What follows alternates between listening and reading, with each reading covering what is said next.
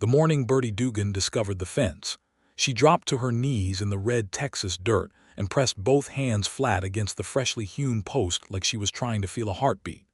She had not asked for this. She had not asked for any of it, not the drought that cracked her pasture like old pottery, not the wolves that had torn through her herd 3 nights running, not the grief that still sat in her chest like a stone she could not swallow and could not spit out. And she most certainly had not asked for Perry Slater, the silent, broad-shouldered cattleman from the neighboring Rocking S Ranch, to come onto her property in the dead of night and repair 300 feet of collapsed fence line without leaving so much as a note. But here it was, every post driven straight and true, every strand of wire pulled taut and stapled clean. The cedar planks along the gate section were new, pale, and fragrant in the early morning light, still bleeding sap at the cut edges. He had used good timber, the kind you did not just have lying around, the kind you went and bought specifically. Birdie's throat tightened in a way she did not like. She was a woman who prided herself on needing nothing from nobody. She had buried her husband Cal 2 years ago in July, out behind the oak tree at the south edge of her property, and she had not wept in front of a single living soul since. She had kept the Dugan homestead running on sheer force of will, on calloused hands and sleepless nights, and a stubbornness that her mother had once called her finest and most infuriating quality. She had turned away offers of help from her brother-in-law, from the banker in Caldwell, from 3 different men who had come around in the first year after Cal's death, with casseroles and ulterior motives stitched right into their smiles. She had kept everyone at arm's length because arm's length was safe. Arm's length meant she could not be betrayed. It meant her grief was her own, and her land was her own, and her future was her own, small and hard and sure as flint. And now Perry Slater had gone and done this. She pushed herself up from the dirt. She brushed her palms on her denim work pants. She stood there in the long, golden silence of a September morning in 1879, staring at his work, and she felt something crack open inside her that she was absolutely not ready to examine. She had to go confront him, right now, before she lost her nerve, before that cracked open feeling spread any further. It had started 6 weeks earlier, though Birdie had not known at the time that it was starting at all. She had been in Caldwell, Kansas on a Wednesday, the kind of merciless, flat-sky Kansas Wednesday in late July that made you feel like the sun had decided it hated you personally. The town of Caldwell in the summer of 1879 was a rough seam of humanity stitched together at the southern edge of Kansas, right on the border with Indian Territory, and it served as one of the primary cattle shipping points on the Kishom Trail. It smelled of dust and livestock and coal smoke, and it was loud from before dawn until well after midnight with the sounds of cattle drives coming in from Texas, drovers spending their pay at the saloons on Main Street, and merchants who had built their whole livelihoods on the brief, violent prosperity of the trail season. Birdie had come in for supplies. She had a list in her coat pocket written in her own careful hand: flour, salt, lamp oil, nails. A new bit for her harness, since the old one had finally cracked beyond saving. She drove her wagon down the main street with the focused efficiency of a woman who had learned that efficiency was survival, and she pulled up in front of Hennessy's General Store just as a commotion broke out 3 storefronts down. 2 men were arguing in the street. One of them she recognized as Cal Beaumont, a rancher from east of town with a reputation for a short temper and an even shorter memory when it came to his debts. The other man she did not recognize, and for a moment she simply watched because the stranger's stillness in the face of Beaumont's red-faced shouting was so complete and so deliberate that it arrested her attention the way a hawk's stillness arrests the eye before it dives. He was tall, not in the flashy, swaggering way of the drovers who came through with the cattle herds, but in a quieter, more structural way, like a man who had simply grown that way without thinking about it. Dark hat. Worn but clean canvas work shirt. The kind of broad, rope-hardened hands that you noticed because they were always doing something, even when still, and they were still now, hanging loose at his sides, which was itself a statement. He was not reaching for the gun on his hip. He was not clenching his fists. He was simply standing there in the scalding July sun while Cal Beaumont told him what he thought of his cattle and his land and his mother, and the stranger's face was as composed as a closed book. "You stay off the South Range," Beaumont was shouting. "You hear me, Slater? That water rights dispute ain't settled yet, and you ride one more herd across that section and you will what, Cal?" The stranger's voice was low and even and entirely without heat. It was the voice of a man who had no interest in the performance of this confrontation, but was prepared to see it through to whatever conclusion it required. Beaumont went a deeper shade of red. He said several more things.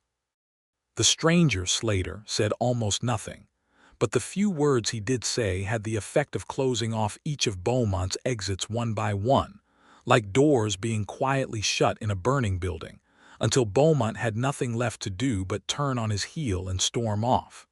The stranger watched him go. Then he tilted his head slightly, and Birdie realized he was now looking directly at her, because she had been staring from her wagon seat with absolutely no attempt at discretion.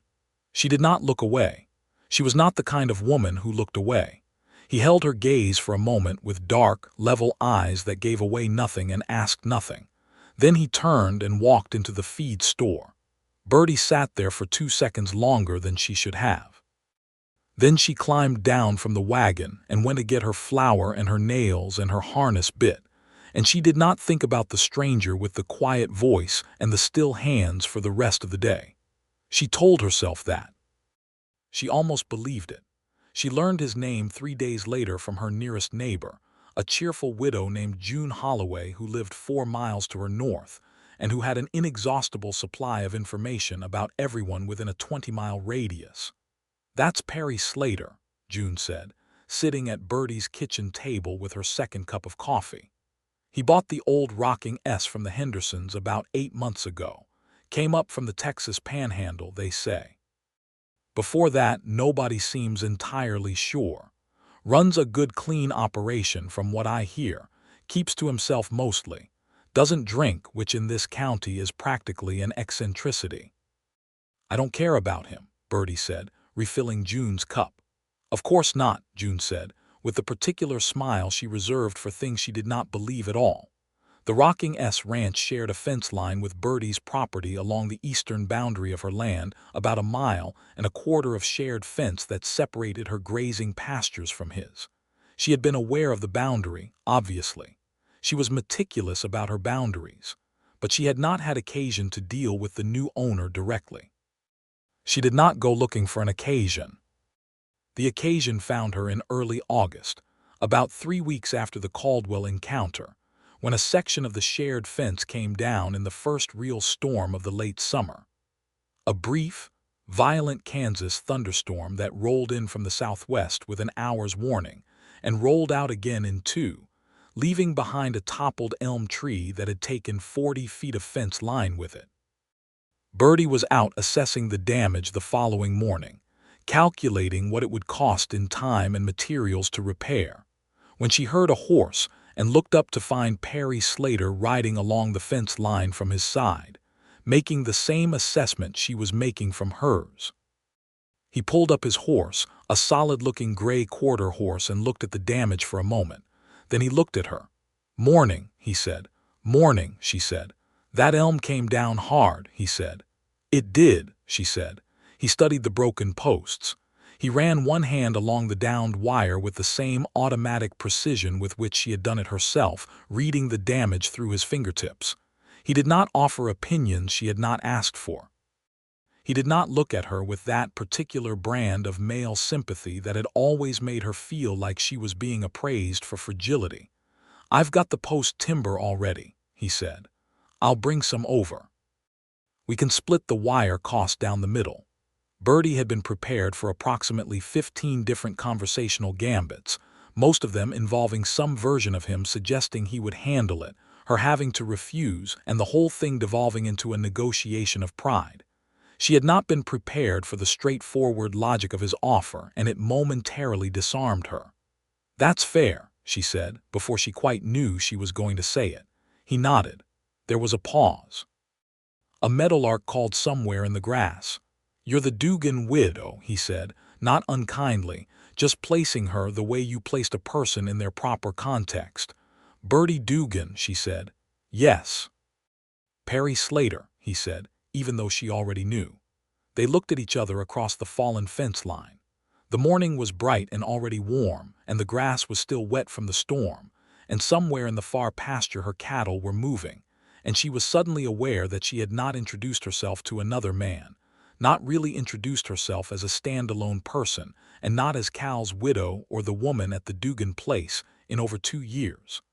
"I'll have the timber over Thursday," he said. "I'll have the wire," she said. He tipped his hat and rode back toward his side of the land, and Birdie watched him go for longer than she had any particular reason to. They repaired the fence on Thursday together, which was in itself an unusual thing for Birdie, who had been doing every task on this homestead alone or with her part-time hired hand, a 16-year-old boy named Clement who was earnest and willing, and not yet strong enough to be much use with post-driving. But Clement had gone to stay with his family in Wichita for 3 weeks, and the fence needed doing, and Perry Slater showed up Thursday morning with his timber and his tools and a quiet, methodical work ethic that Birdie found she could fit herself alongside without friction. They worked for most of the day. They did not talk constantly.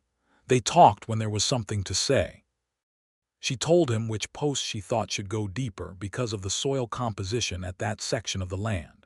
He showed her a faster technique for stapling wire to posts that saved a significant amount of hand fatigue over a long stretch. She noted that he moved through hard physical work the way a river moves through a canyon, not forcing anything, finding the path of least resistance without ever stopping.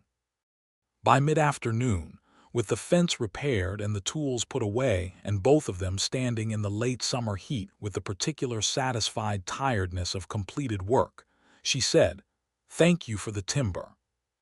"Good work," he said, which she understood was directed at the fence and at both of them equally, and which she found she preferred to a compliment aimed specifically at her. He got on his horse. He said he would ride out if the storm damage had affected any other sections of the shared line. She said she would do the same. And he rode away again, and she went back to the house, and she sat on the porch steps and ate a biscuit and told herself firmly that there was absolutely nothing interesting happening in her heart.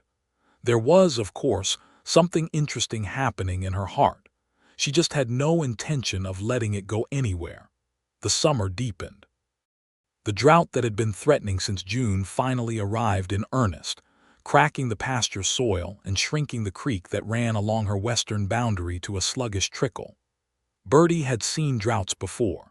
She had contingency plans.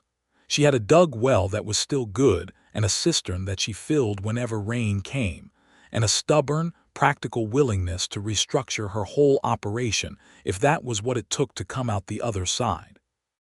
But the drought made everything harder, and hard things compound on each other like compound interest on a debt you cannot pay. The creek being low meant the cattle were under stress.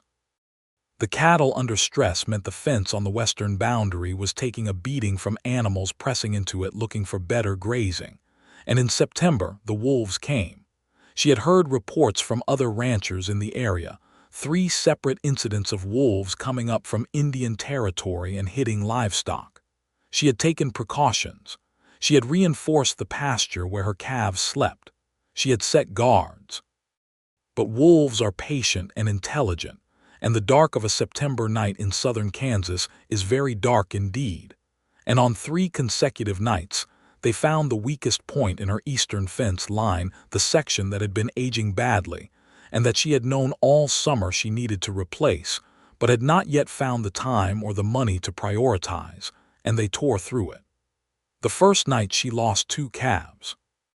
The second night she lost 1 more and had 3 cows badly spooked, one with a gash in her flank that needed attention.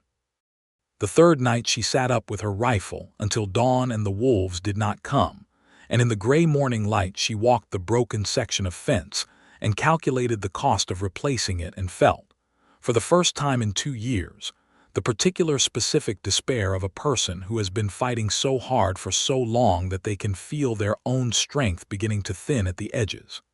She was not a woman who wept easily.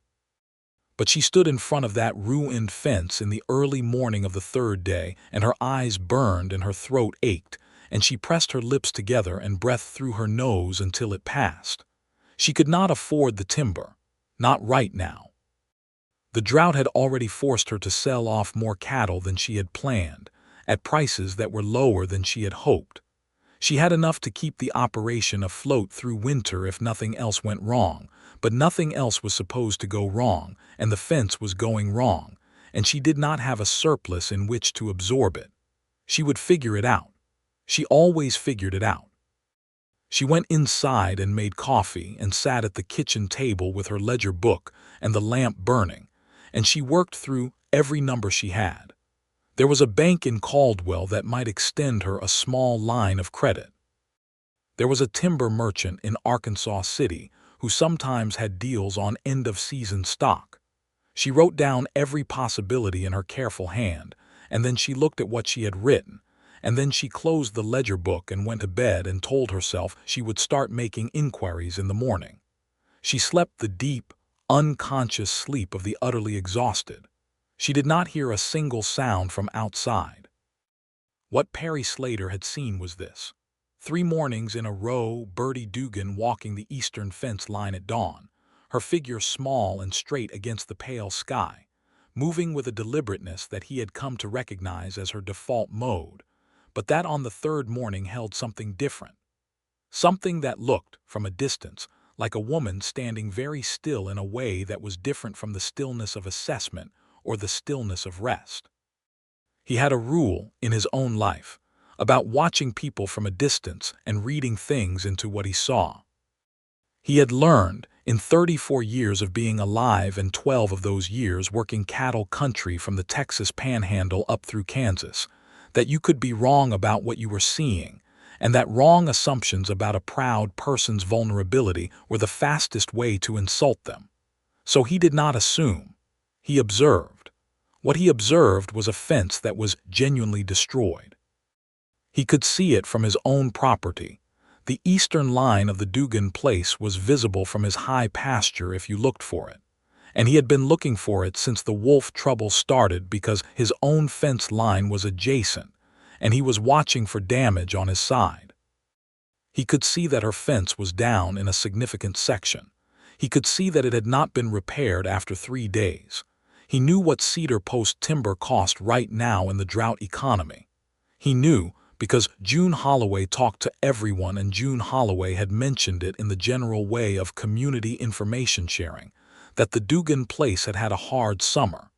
He could have gone to her door and offered to help. He thought about it. He stood on his porch Thursday evening and turned it over in his mind, while the stars came out one by one over the dark prairie. He knew what she would say.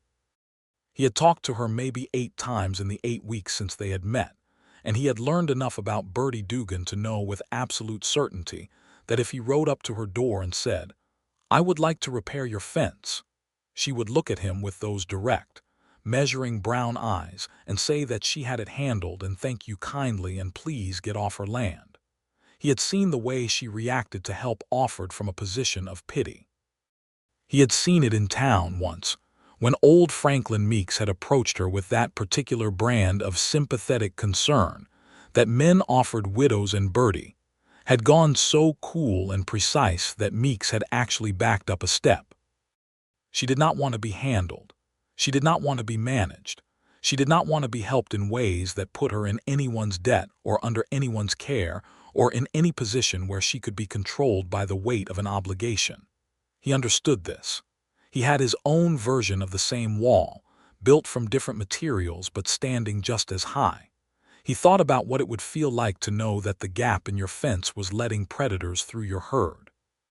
He thought about what it would feel like to have that problem and no clean solution to it. He thought about the way she had moved that third morning, that stillness that had not been assessment. He went to the timber merchant in Arkansas City on Friday. He paid for the posts and the cedar planking himself. He arranged to pick it up Saturday afternoon, and he drove it back to the rocking S in the dark. He pulled his wagon to the far end of his eastern pasture, nearest the Dugan fence line, and he unloaded the timber there in the dark. Then he came inside and slept for 4 hours. He got up at midnight and he loaded his tools onto the wagon and he drove to the break in the fence, moving without a lantern. Once he had passed far enough from both houses that no light would show, navigating by starlight and by the intimate knowledge of this particular landscape that he had been building for 8 months. He worked through the night. There is a particular quality to physical labor in the deep middle of the night that is different from any other kind. The silence is different. Your own breath is very loud. The physical actions, driving a post, stringing wire, nailing a plank, have a clean, repetitive quality that fills your head and leaves no room for thought, which is sometimes exactly what you need. He worked methodically from the southernmost point of the break and moved north. He pulled the destroyed posts and cut the ruined wire. He drove new posts into the hard September ground, leaning on the driver with his full weight, and the sound of the impacts was swallowed by the dark prairie in a way that was somehow both lonely and sufficient. He strung the wire and stapled it taut. He replaced the gate posts with the new cedar planking, measuring twice before he cut. When the sky began to go gray in the east, he was on his last section. He finished it with the first real light of dawn beginning to show, packed his tools onto the wagon, and drove back to the rocking S. He put his horse in the barn. He fed her. He filled a bucket from the well and poured it over his head and stood in the pale morning catching his breath. His hands ached. His back ached. He had a long splinter in his right thumb that he would need to deal with. He did not feel bad about any of it. He felt something that was quieter and better than good, which he also was not going to examine too closely. He went inside and slept. Birdie Dugan appeared at his door at 8:30 in the morning. He heard the knock and registered with the still foggy logic of someone who had been asleep for less than 3 hours that someone was knocking on his door with the force of a person who was not going to stop until they were answered. He pulled on his shirt and his boots and went to the door and opened it. She was standing on his porch in her work clothes, and her eyes were very bright, and she was looking at him with an expression that he could not fully read, which was unusual because he was generally good at reading expressions. "You fixed my fence," she said. It was not a question. It did not quite have the shape of an accusation, but it had the energy of one. He leaned one hand against the door frame. "The wolves were getting through," he said. "I know the wolves were getting through," she said. "It's my fence and my cattle, and I know." "Yes," he said. "You spent your own money," she said. "The posts weren't expensive," he said. Perry. His name in her mouth had a particular flat, ringing quality, like a coin dropped on a stone floor. "Do not tell me the posts weren't expensive when I know what cedar goes for right now." He looked at her. He had been standing in this doorway for 45 seconds and he was not fully awake, and she was looking at him with the full force of her attention, which was, he had discovered, a formidable thing. "I'm going to pay you back," she said. "I am going to pay you back," she said again. "Every cent.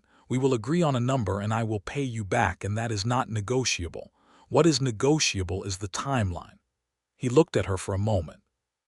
She was holding her ground with both feet planted and her chin up and her eyes absolutely direct, and he felt something shift in the tired, quiet space of his chest.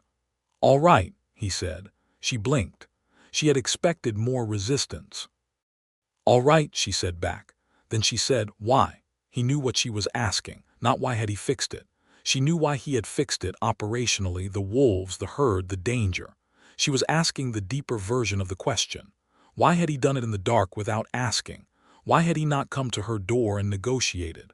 Why had he spent his own money and his own night and then simply gone home without telling anyone? He thought about how to answer that. He thought about what he knew about Birdie Dugan, the specifics of it, and what he knew about people in general, and he thought about the thing that had been building in him quietly since that first morning on the fence line. "Because you needed it done," he said, "and I knew you would not ask." She was quiet for 3 full seconds. That's the most arrogant thing anyone has ever said to me, she said. Probably, he said, also the truest. Another silence. The morning birds were going in the cottonwood trees along the creek. A hawk circled somewhere high up over the south pasture. I made coffee, he said. She looked at him. You drove all the way over here, he said. You might as well come in and have some coffee while we work out the number. She stood on the porch for 3 more seconds. Then she said, all right, and came inside. His kitchen was tidy in the way of a man who had developed practical habits and stuck to them. Not decorated. There were no curtains, no flowers, none of the small domestic touches she had accumulated in her own house over the years of a marriage, but clean and orderly, with a cast iron stove that was clearly well maintained and a heavy pine table and 2 chairs. He had a good set of tools hanging on one wall and a map of the county tacked to another. A single bookshelf held maybe a dozen volumes, which she noted without appearing to. He poured coffee from a pot that had been sitting and was still hot enough. He put a cup in front of her and sat down across the table. She had come here with the full intention of conducting a purely practical negotiation and going home. She had her numbers ready in her head. She had her dignity arranged like armor. But sitting across a table from Perry Slater in the mid-morning quiet of his kitchen, with the coffee warming her hands and the exhaustion in his face plainly visible now that she was closer, the shadows under his eyes, the careful way he was holding himself that spoke of a back that had been worked hard, the armor developed a hairline crack. You were up all night, she said. Most of it, he said. You're going to be useless to your cattle all day, she said. Probably, he said with the ghost of something that was almost a smile. Birdie looked down at her coffee cup. She looked at the grain of the pine table. She looked at the map of Sumner County tacked to his wall. The posts and wire, she said. How much did you spend exactly? He told her the number. It was, as she had suspected, more than he had minimized it to be on the porch. I can pay half now, she said. The other half in the spring when I sell. There's no hurry, he said. There's my hurry, she said. Which is the only hurry that matters in this arrangement. He looked at her steadily. Fair enough, he said. She reached into the pocket of her work coat and pulled out the correct bills and set them on the table. He looked at them. He looked at her. He picked them up and put them in his own pocket without counting them, which she registered as a form of respect. Thank you, she said, for the fence. I know I didn't ask you to. No, he said, you didn't. But my calves are still alive, she said. So, he agreed. She finished her coffee. She put the cup down on the table with a decisive click. She stood up. She put on her hat. I'll be by to look at the work, she said. It'll hold, he said. I know it'll hold, she said. I want to see it anyway. He nodded. He did not stand up to see her out, which she appreciated. It would have felt too formal, too much like being ushered, and she had already given up more ground this morning than she was comfortable with. She went back out to her horse and she rode home along the long way, the route that took her past the repaired fence, and she pulled up and sat in the saddle and looked at the work. He was right. It would hold. The posts were driven deep and straight. The wire was tight as a fiddle string. The cedar planking on the gate was solid and true. He had done in a single night's blind labor work that would have taken her the better part of 3 days and cost her more than she could comfortably afford. She sat looking at it for a long moment. Then she rode home and put her horse in the barn and went inside and stood in the middle of her kitchen and put her hands over her face and breathed. This was a problem, not the fence. The fence was a solution. The problem was what she was feeling about the man who had built it, and the fact that she was feeling it at all, and the fact that she had the strong and frightening sense that it was not going to stop. She had loved Cal Dugan. She had loved him as her husband and her partner, and the person she had built a life with from 22 years old, arriving in Sumner County with nothing but 2 suitcases and a marriage license and a full-spectrum expectation of the future. Cal had been warm and funny and sometimes infuriating and genuinely good. And when he died of a fever that came on fast in the summer of 1877, the first 18 months after it had been the worst of her life. She had not been functioning in any real sense. She had been surviving. going through the motions of running the ranch because the ranch demanded it, and because motion was the only thing that kept the grief from settling into something permanent. And then slowly, incrementally, she had come back into herself. But the version of herself she had come back into was cautious in a way she had never been before.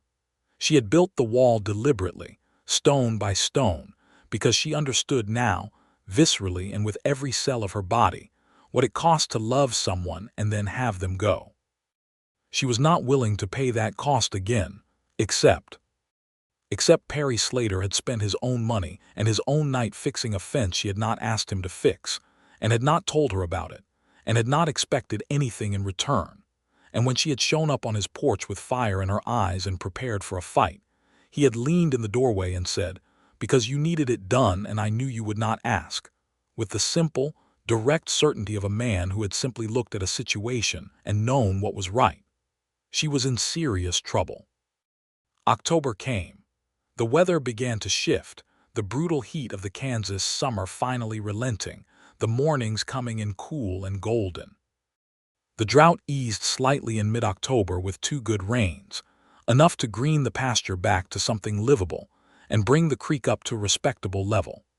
Birdie and Perry did not see each other for 2 weeks after the coffee at his kitchen table, and the absence was its own kind of information.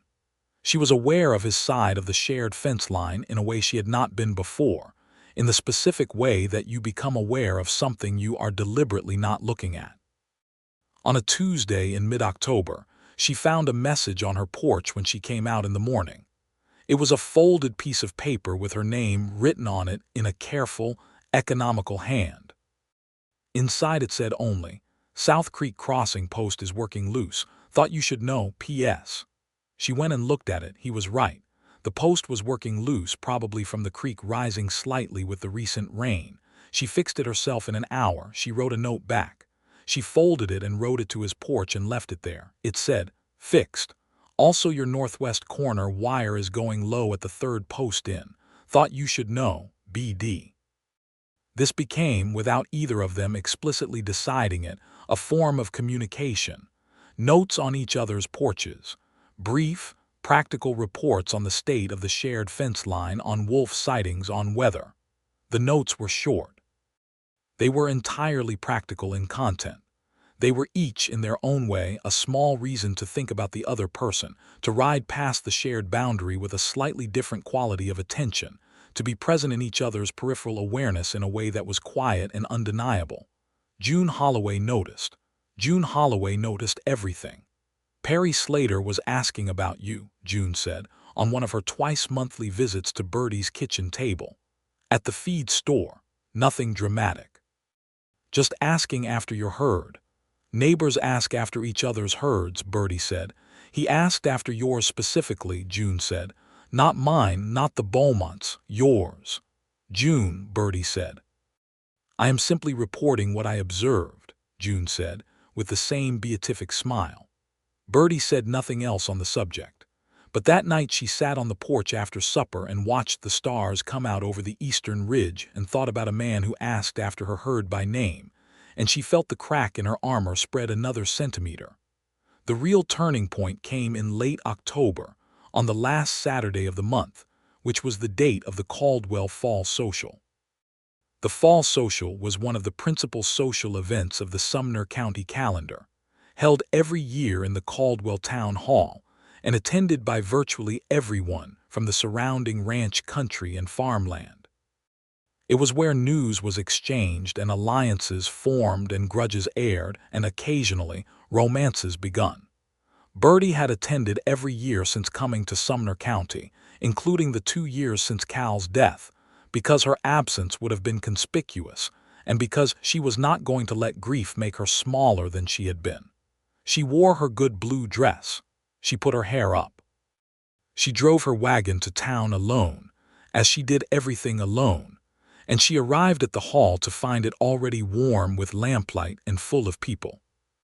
She talked to June Holloway and to several of the farm wives she knew from church, and to Franklin Meeks and to the Beaumonts, who were present with their whole family, and who greeted her with the cool formality that reflected the ongoing tension between their land and the rocking S over the water rights dispute she had heard Cal Beaumont shouting about in July. She was talking to a woman named Agnes Petrie about the fall cattle prices when she felt the shift in her awareness that she had, over the past 2 months, come to associate with one specific person, and she turned slightly and found Perry Slater standing across the room. He was wearing a clean dark coat over a white shirt. He had his hat in his hand. He was talking to 2 men she did not recognize, probably other ranchers, and he was doing what she now understood was his characteristic thing of paying genuine, unhurried attention to whoever he was talking to. He was not scanning the room. He was not performing anything.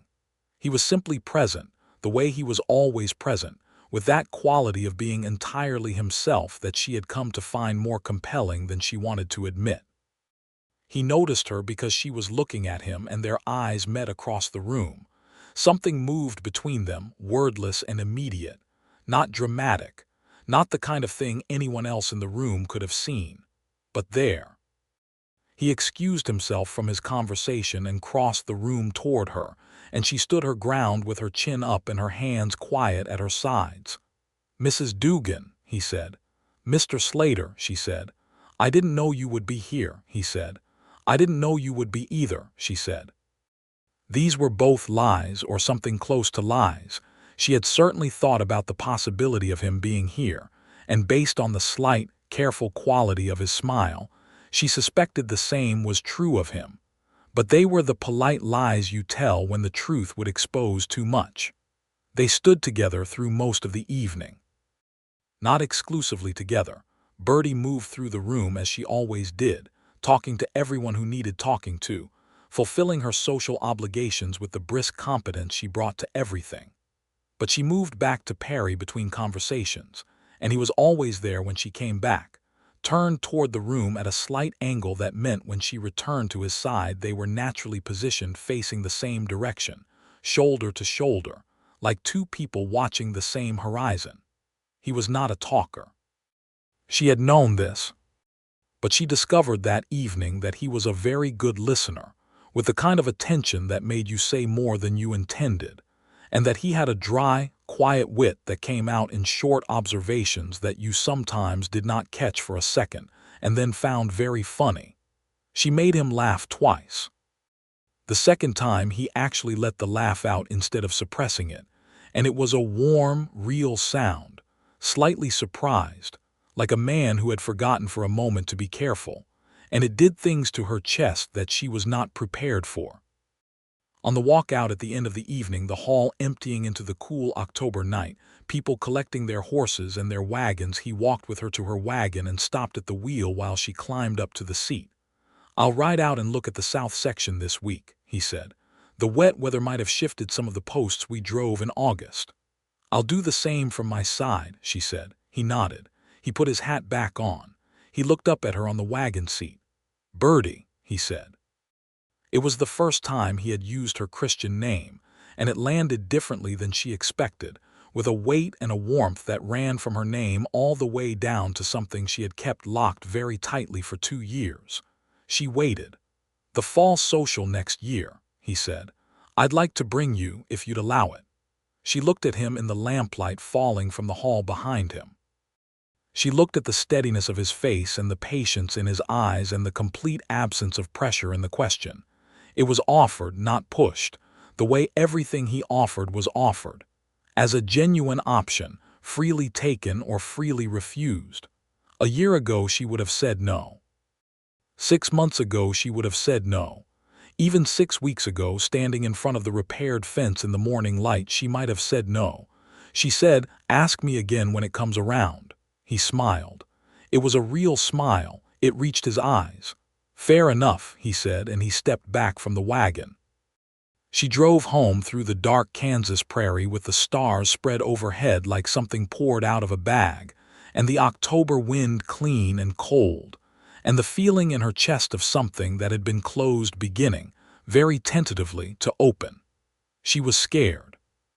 She had been scared of many things in her life, and she had walked through every one of them, and she could walk through this one too. That was what she told herself. She was not sure she believed it. November was the month things moved. She had him over for supper the first time on a Thursday in early November. She told herself it was practical.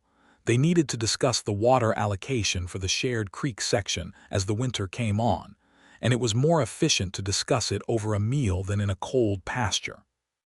She cooked a proper supper, biscuits and gravy and roasted chicken and a pie made from the last of her stored apples.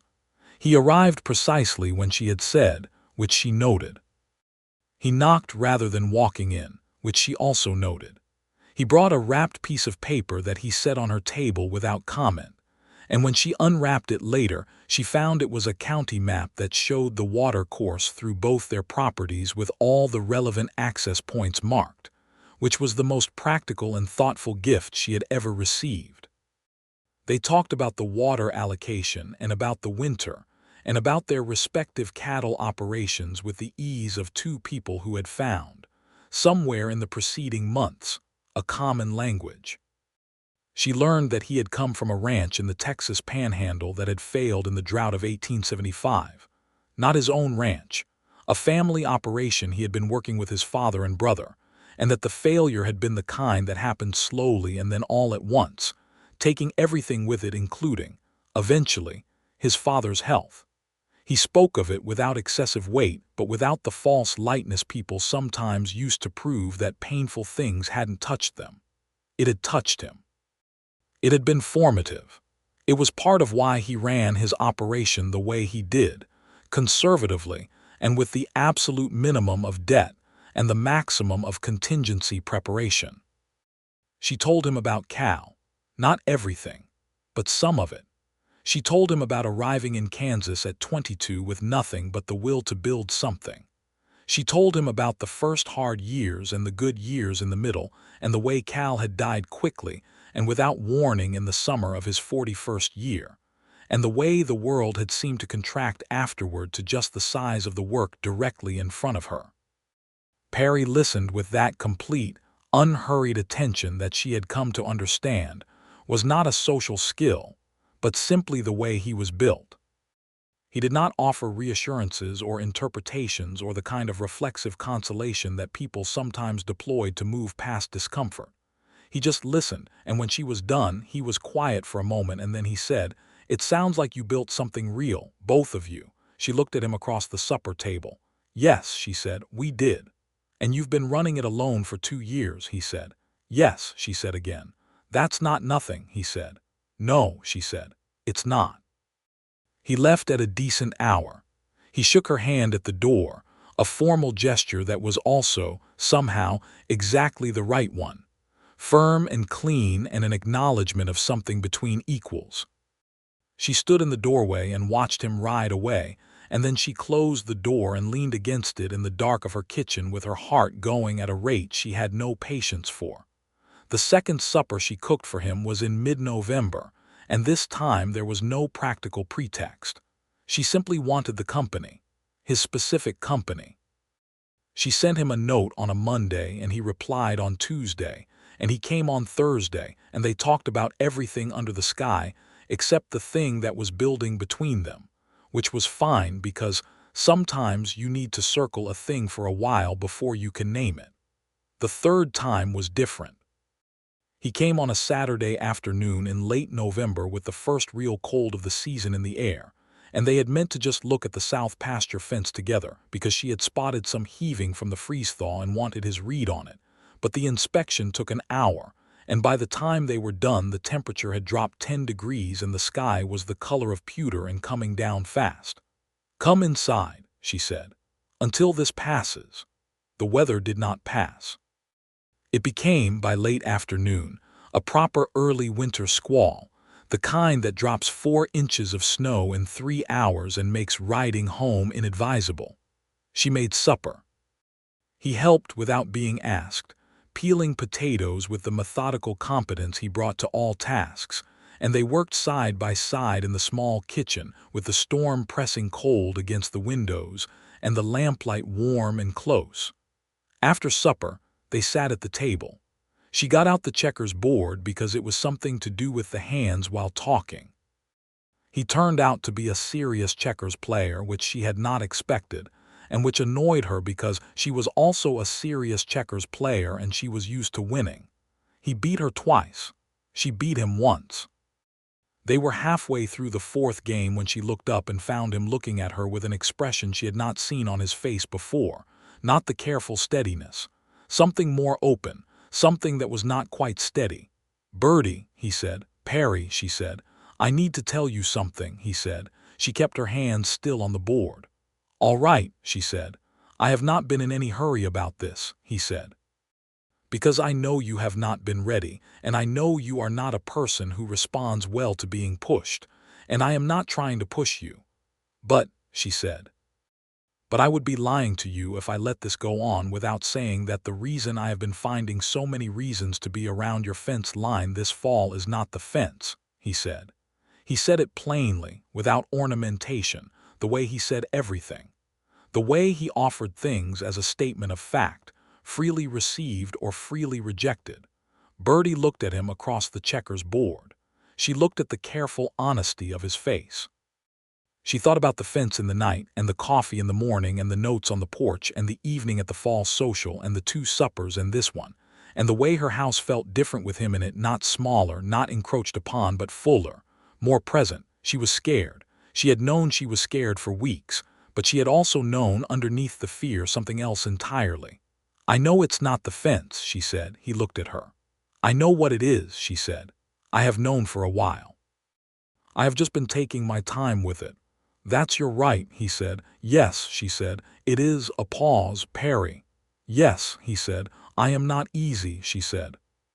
"I need you to know that clearly before anything. I am not easy. I have my own way of doing things and I do not apologize for it. I am not going to need saving. I am not going to become someone who needs saving. If you are looking for a woman who will fold herself up and be manageable, I am the wrong woman." "I know that," he said. "I need to hear you say you know it," she said. "I know it," he said, directly and without hesitation. "I don't want a manageable woman. I want you specifically, which is a different thing entirely." The storm pressed against the windows. The lamp threw their shadows together on the wall. "All right," Birdie said. "All right," Perry said. She reached across the checkers board and she put her hand flat on the table, not quite touching his, which was an invitation offered freely, freely taken. He turned his hand over and she set hers in it, and his fingers closed around hers with a steadiness that was different from anything she had felt in 2 years. It was not the steadiness of something held tight. It was the steadiness of something solid, something that could bear weight without showing effort. She held on. The storm went on outside. The lamp burned down slowly. She had not known she was still capable of feeling this, which was its own kind of revelation. December was theirs. It was a quiet, private December, not announced to anyone yet, which was how they both preferred it, not because they were hiding anything, but because something new and real needed time to breathe before the world was let in on it. They ate supper together twice a week. They rode the fence line together on Sunday mornings, which had the quality of a ritual even before they had named it as one. He taught her a better method for reading ice heave in fence posts. She showed him a drainage solution for the low section of his south pasture that had been bogging in wet weather. They were good together in the practical ways first, which was the foundation of it. They spoke the same language of land and livestock, and the particular long-game thinking of people who had committed their lives to a specific piece of earth. That shared grammar made everything else easier. But it was not only practical. There was the evening she found him on the porch with her copy of a George Eliot novel she had lent him without expecting him to actually read it, and he had read it, all of it, and had thoughts about it that were interesting and unexpected. There was the morning he came to help her move a section of her herd in the first real snowfall of December, and she looked across the white pasture at his figure moving easy and sure on horseback through the falling snow, and felt something so warm and complete that it frightened her, and then stopped frightening her. There was the night in the middle of December when he stayed late after supper and they were standing in the kitchen with the lamp burning low, and she looked at him and he looked at her, and without discussion, he put his hand to the side of her face, just holding it there, very still, and she leaned into it the way she had not leaned into anything in 2 years. He kissed her once. Quietly, she kissed him back. They stood in the kitchen with the December cold pressing at the walls and the lamplight going warm and amber and his hand still against the side of her face, and neither of them said anything because there was nothing that needed saying yet. He was not a man who declared things prematurely. She was not a woman who wanted premature declarations. They both understood without spelling it out that this was real and that it was going to go forward, and that was enough for December. Christmas Day they spent together at her house, which was the first time she had cooked a Christmas dinner for anyone other than herself since Cal. She had invited June Holloway and June's daughter and son-in-law to eat with them, which made it a proper gathering, and which also neatly solved the question of how to present Perry's presents at her table on Christmas without making it into a statement it was not yet ready to be. But June Holloway, who noticed everything, sat across the table from Perry and Birdie and watched them reach for the same dish at the same time and negotiate it with a casual ease that had nothing to do with politeness and everything to do with familiarity. And she pressed her lips together to keep her expression neutral and succeeded only partially. After the guests had gone, they washed the dishes together. She washed and he dried, and she stood at the basin looking out the window at the snow-covered yard, and she said, without planning to say it, "I am glad you're here." He set a plate on the shelf. He looked at her profile. "There is nowhere I would rather be," he said. She looked at him. He looked back. "I did not expect this," she said. "Not an accusation, just the truth." "Neither did I," he said. "Are you sure about it?" she said. "I am sure about you," he said. "Which is the relevant thing?" She dried her hands on the towel and she turned fully to face him and she said, "I need you to know that I am not." "I know," he said. "You are not easy, I know. And you are staying anyway," she said. "And I am staying anyway," he said. She crossed the kitchen and she put her arms around him, which was a thing she had not done, the deliberate and full act of holding on. And he put his arms around her and held her back. And she stood there in the warm kitchen on Christmas night with the snow outside and the dishes done and the holiday quiet settling over the ranch, and she felt, for the first time in 2 years and 4 months, that she was not doing this alone. She cried, just a little, into his shoulder, where he could not see it, and she was not sure if she was crying for what she had lost, or for what she had found, or simply for the relief of not being armored for 5 minutes. He did not say anything. He just held on. January. The deep winter of a Kansas January, which was serious and cold and long, and which in 1880 came in on a northwest wind that made the whole prairie feel like the inside of an icebox. Birdie's cattle were well provisioned in the winter pasture. The fence, repaired and solid, held against everything. The ranch settled into the slower pace of winter operations, and she found that the season she had always endured alone had a different quality with Perry in it. Not easier, exactly, but accompanied. He asked her to marry him in January. He did it at her kitchen table, without ceremony, over coffee after supper. He put a ring on the table, a simple gold band that had belonged to his mother, and he said, "I would like to spend the rest of my life doing things alongside you, if you will have me." Birdie looked at the ring. She looked at him. She thought about every conversation they had ever had and every fence post they had ever driven together, and the night he had worked in the dark for her without asking anything in return, and the way he had said, "I want you specifically," as though it were the simplest truth in the world. She thought about Cal, because she had to, because loving again was not the erasure of having loved before, and she was not a woman who pretended otherwise. She thought about Cal with the full, clear-eyed love of a woman who had grieved him properly and honored him properly and would carry him as part of who she was for the rest of her life.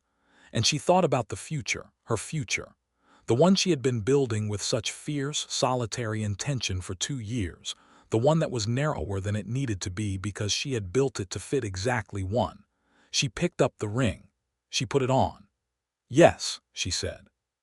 Perry looked at her with those level dark eyes, and the expression in them was not triumphant, and not relieved, and not surprised. It was the expression of a man who had known in his bones that this was right, and was now simply present in the moment of it being confirmed.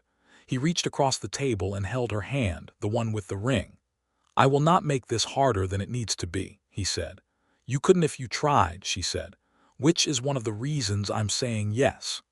They told June Holloway first, who cried immediately and completely, which was not surprising. They told the wider community at the February church social, which prompted the exact predictable range of responses from Sumner County. Warmth from most people, polite neutrality from a few who thought Cal Dugan had not been in the ground long enough, and one sharp comment from Cal Beaumont that had to do with the water rights dispute and Perry's perceived advancement via marriage, which Birdie answered with 4 precise sentences that closed down that conversation so comprehensively that Beaumont did not raise it again. The wedding was set for April, to give the spring thaw time to make the roads passable, and to give Birdie time to decide what she wanted, which was to get married at her own ranch, under the oak tree, in the place where her life was rooted. The weeks before the wedding were busy in the good way of things coming together. They negotiated the details of merging their operations, which was itself a kind of intimacy, spreading ledger books across the kitchen table, and talking through which arrangements made sense and which needed renegotiating. Perry proposed selling the Rocking S. Birdie said she thought they should think carefully about that, because having 2 properties gave them flexibility, and because selling in haste was never wise. They agreed to lease the Rocking S grazing land to the young Harmon brothers who had been looking for range, and to run their combined operation from the Dugan Ranch, which was larger and better watered. They argued once seriously about the finances of it. Birdie had her way of doing accounts and Perry had his, and the systems conflicted in a specific and irritating way that led to a sharp exchange at the kitchen table that left both of them sitting in silence for several minutes. Then Perry said, "Your method is better for the cattle side." And Birdie said, "Yours is better for the property records." They split it accordingly and the argument was resolved, and they were both slightly better afterward for having had it, because an argument survived intact and resolved rationally was its own form of evidence that something was built well. The water rights dispute with Cal Beaumont was, in this period, a genuine problem. Beaumont had filed a formal complaint with the county claiming that Perry's use of the shared watercourse between their properties was in violation of an older prior rights claim, and while the legal merits of this were questionable at best, the Rocking S had been drawing from that water source for 30 years before Perry ever bought it. The dispute had the potential to drag through county processes well into the summer. It was one of those simmering injustices that the land could generate. A man with slightly more money and slightly more political connections, using formal processes to pressure someone he considered a rival. Perry handled it with the same quality of patient, non-reactive determination with which he handled everything. He hired a lawyer from Wichita who specialized in water rights. He gathered the historical documentation for the Rocking S's use of the waterway going back to the original deed. He was methodical and unhurried, and entirely not intimidated by Beaumont's noise. Birdie also handled it in her own way, which involved a conversation she had with 3 other ranchers who shared the same watercourse, and who had their own interest in resisting Beaumont's interpretation, and who, once they understood the implications of his complaint for their own water access, became very interested in the county proceedings. By March, Beaumont's legal position had weakened considerably, and by April it had collapsed entirely when the county surveyor's report confirmed the historical use rights that Perry's lawyer had documented. Beaumont retreated.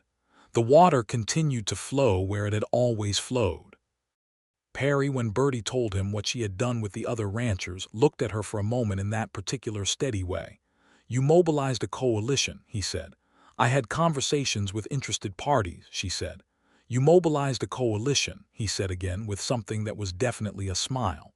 You were handling the legal side, she said. I handled the practical side. That's how this works. Yes, he said. I'm beginning to understand how this works. April came, and the spring with it. The prairie greened up with a richness that felt like relief after the drought and the cold, and the cattle moved onto the fresh grass with the enthusiastic purpose of animals who had waited long enough. The creek ran full and clear.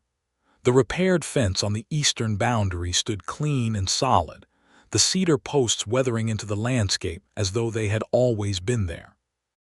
On the 14th of April, 1880, Birdie Dugan and Perry Slater were married under the oak tree at the south edge of the Dugan Ranch, in the presence of June Holloway and her family, and about 30 other people from Sumner County who had driven out through the bright spring morning to stand in the new grass and witness it.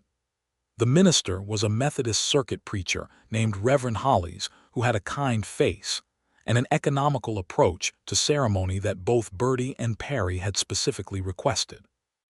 The vows were the traditional ones.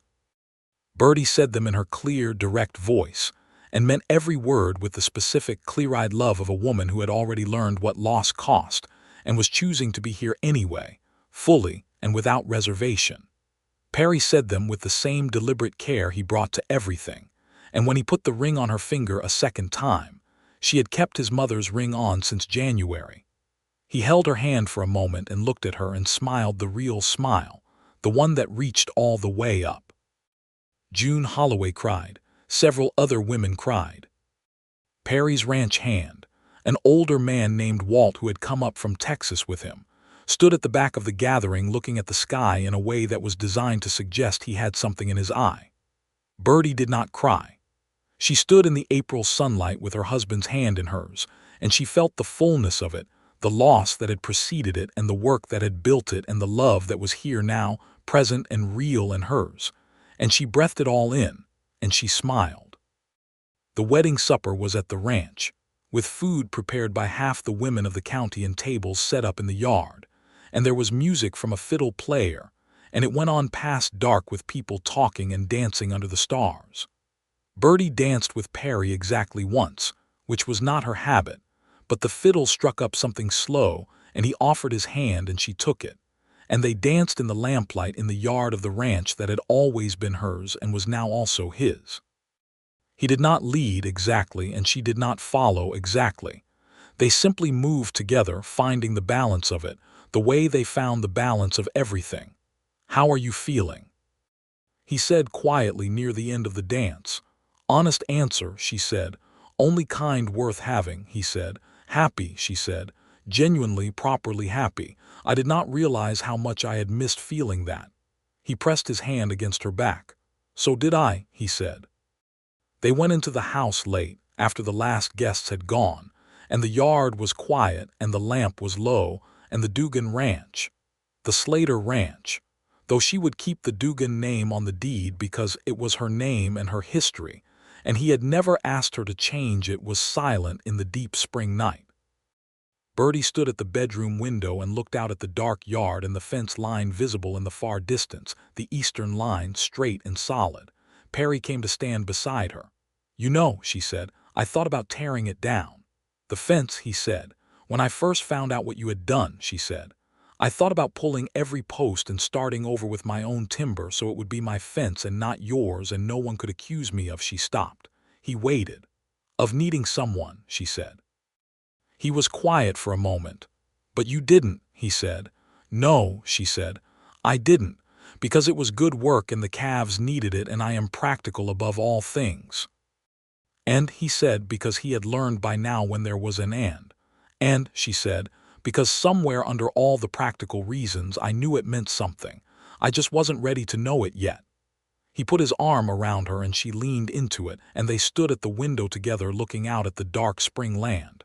"Good fence," he said. "Very good fence," she agreed. The first year of their marriage was the education of learning to live with someone you loved after years of living alone, and it turned out that this education was partly wonderful and partly difficult and entirely worth it. They were each set in their ways. This was not surprising, and they had both expected it. What they had not entirely anticipated was the specific texture of the adjustments required.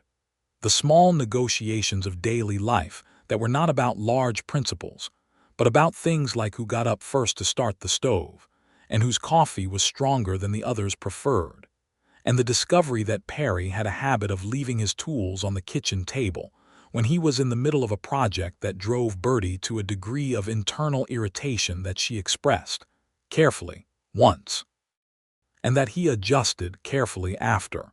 He was not a man who needed to be told something twice. This was, she came to understand, one of his great gifts. She was not a woman who backed down from a disagreement when she thought she was right. He came to understand this as one of hers, paired with the fact that when she was wrong she said so without drama. They were good. They were genuinely good in the day-to-day of it, and Birdie sometimes caught herself surprised by this, because she had expected the work of it to be harder and the happiness of it to be more qualified, and found instead that the work was manageable and the happiness was real. June brought them news in September of their first year of marriage that Perry and Birdie had been suspecting for about 6 weeks. Birdie was expecting their first child. She confirmed this with the doctor in Caldwell on a warm September Tuesday, and she rode home with the information sitting inside her like something luminous and slightly terrifying. And she walked into the barn where Perry was working on a harness repair, and she said, without preamble, "We are going to have a baby." He set down the harness. He stood up. He looked at her with an expression she had never seen on his face before. Not the steadiness, not the warmth, but something raw and unguarded and entirely without calculation. He crossed the barn in 4 steps, and he held her, not carefully but completely, and she felt his breath go out of him in a single long exhale, and she put her arms around him and held on. "Spring," she said, into his shoulder. "Spring," he said. He was born in the first week of March, 1881, on a Wednesday night during a light snowfall, with June Holloway in attendance, and the doctor from Caldwell who had ridden out through the weather because Birdie had asked for him 3 weeks early, and the man had taken her seriously, which was the correct thing to do with Perry Slater. He came into the world with his eyes open and his fists clenched, and a set of lungs that immediately expressed a strong opinion about the transition he had just been required to make. And Birdie lay back against the pillow and looked at him when they put him in her arms and felt something that was larger than any feeling she had vocabulary for. They named him Cal Perry Slater, the first name for the man who had built the first life of this ranch, carried forward with love and without grief's bitterness. The second name because it was his father's. Perry held his son for the first time sitting in the chair by the bed while Birdie slept, and he sat there for a long time in the quiet of the March night, with the small weight of the baby against his chest, and the snow going soft outside the window. And he was very still in the way that was his nature, but fuller than it had ever been. In the morning Birdie woke, and he was still in the chair, still holding Cal, and he was looking at his son with an expression that she was privately certain she would remember for the rest of her life. "You didn't sleep," she said. "No," he said. "You're going to be useless," she said. "Probably," he said. He looked up at her. He was smiling. "He has your chin." "God help him," she said. He laughed. It was the warm, real, full laugh that she had first heard at the fall social, and that she had, over the course of their courtship and their marriage, come to think of as one of the best sounds in the world. The ranch grew in the years that followed. They bought out the eastern section of the Rocking S property when the Harmon brothers decided to move further west in 1882, expanding their range considerably and giving them enough pasture to support a substantially larger herd.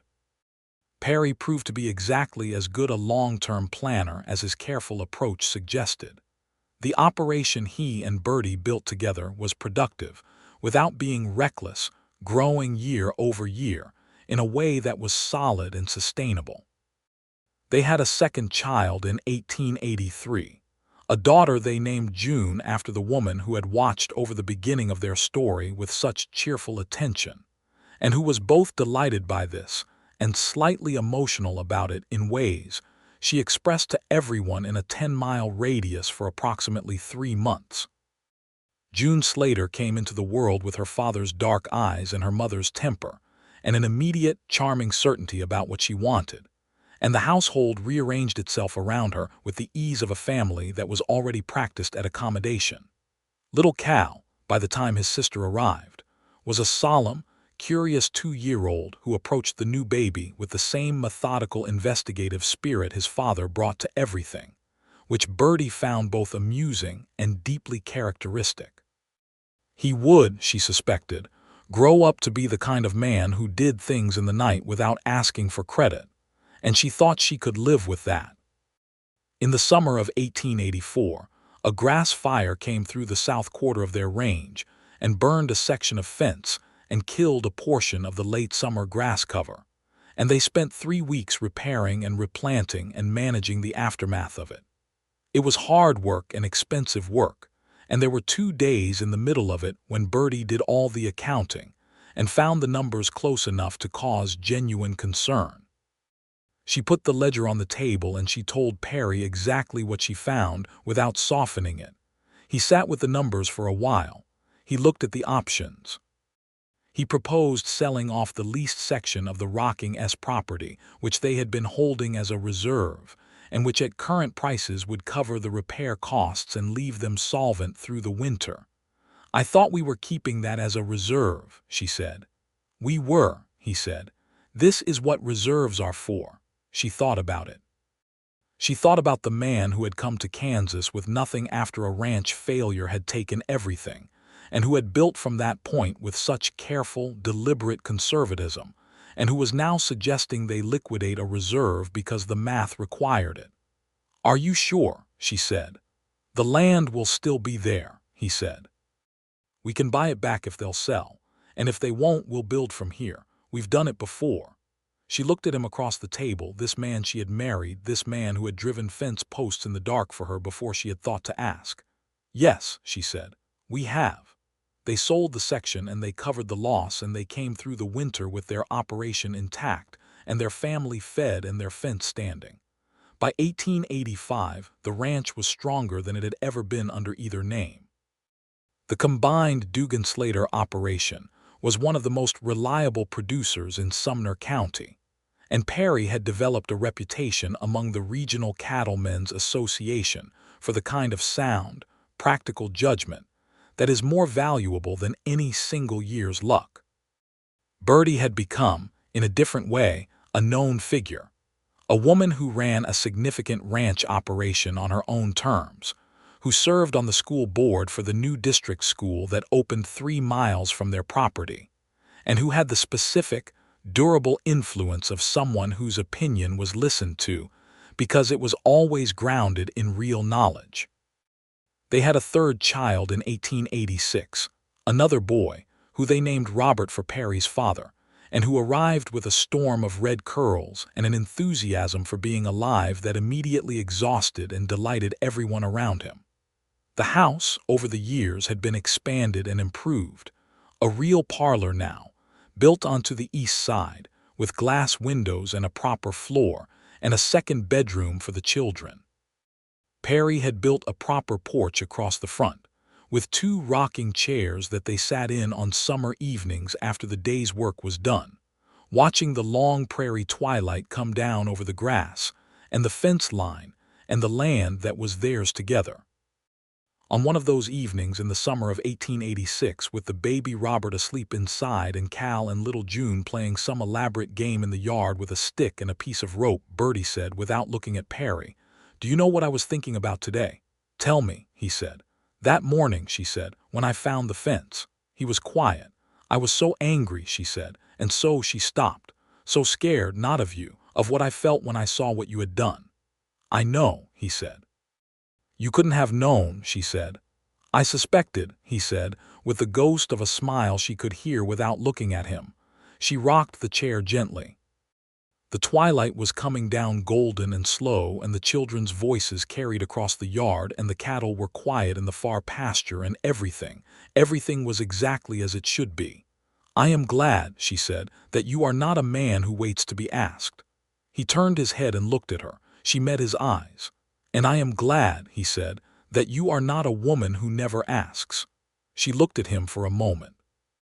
Then she reached over and took his hand, the way she had learned to do over the years, not the careful, deliberate gesture of that first reaching across the checkers board, but the easy, natural gesture of a woman who knew where her person's hand was and reached for it without thinking.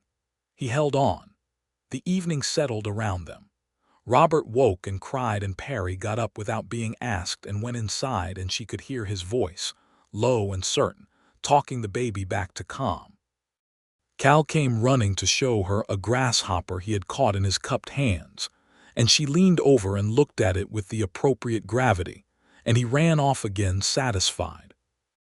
June came and climbed into the rocking chair beside her mother, wedging herself in without asking, which she did regularly and which Birdie had given up objecting to because June was going to do it regardless. "Mama," June said. "Yes," Birdie said.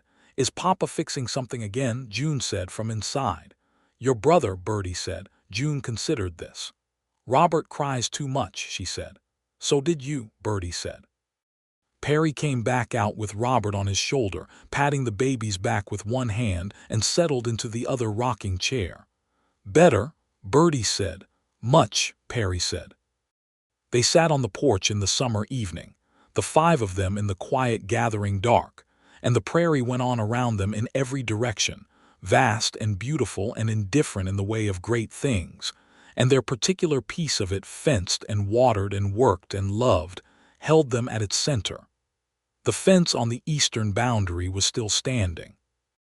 It was 9 years old now, that first section Perry had built in the dark, though it had been repaired and supplemented and improved over the years, until the original posts were just one generation of a longer story. She could see the line of it from the porch, a dark trace against the fading sky, and she thought of the morning she had knelt in the red dirt and pressed her hands against the cedar post and felt something she could not yet name. She knew the name now. She had known it for years. She rocked in her chair with her daughter warm and heavy against her side and her husband in arm's reach away, and the last light going gold on the prairie grass and the smell of supper still in the air, and the particular deep quiet of a day that had been full and was now done.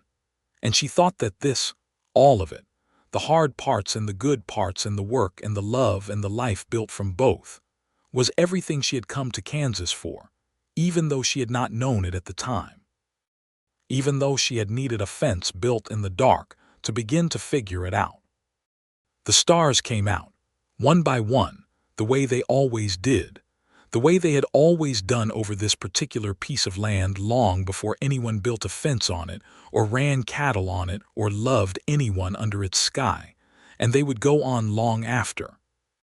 But right now, in this specific and irreplaceable evening, they came out over the Slater ranch, over the children and the cattle and the fence line and the two people on the porch who had found each other late and sideways and quietly, without a great deal of ceremony, in the particular way that real things are sometimes found. "Stars are early tonight," Perry said. "The nights are getting shorter," Birdie said. "Summer," he said. "Summer," she agreed. Robert made a small, satisfied sound on his father's shoulder and went back to sleep. June fell asleep against Birdie's side within another 10 minutes, her breath going slow and even. Cal eventually gave up his game and came to the porch and sat on the steps and watched the fireflies begin to appear in the grass with the unself-conscious wonder of a 6-year-old who has not yet learned to perform his own reactions. Perry looked over at Birdie. Birdie looked back. It was the look they had between them by now, the look that was not dramatic and did not need to be. That was simply the ongoing acknowledgement of two people who had chosen each other clearly and kept choosing each other in the daily, unheroic, essential way that real love worked. Not the fever pitch of first feeling, but the deep current of a thing that had been tested and had held, that had grown around the shape of their actual lives rather than an imagined version of them. "Good day," he said. "Good day," she said. She leaned her head back against the chair and looked up at the stars and let the evening go all the way quiet around her, and the ranch breathed in the dark, and everything was well, and everything was whole, and the fence stood.